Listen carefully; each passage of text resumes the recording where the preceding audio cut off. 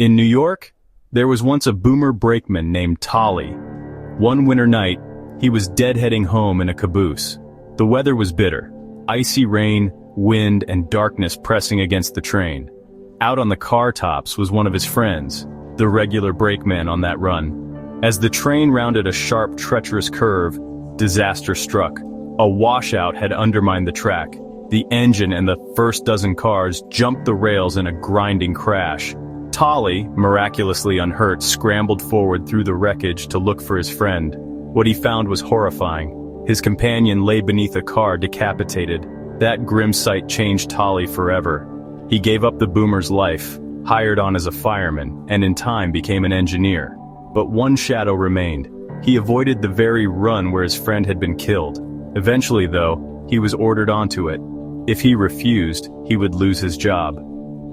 One raw, rainy night, his train approached the same deadly curve. Out of the darkness, a red light suddenly glowed. Tolley threw his train into emergency stop.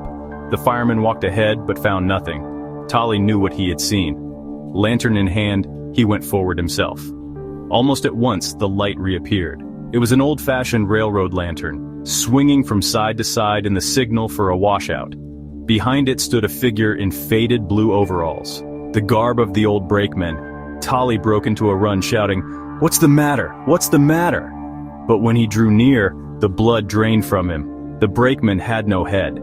In an instant, both lantern and figure vanished. Shaken but convinced, Tolley walked ahead around the curve and found it true. The track was washed out, just as it had been on that terrible night years before. The wrecking crew later repaired the line, and Tolley brought his train safely home, but he never ran another. That night, he handed in his resignation for good.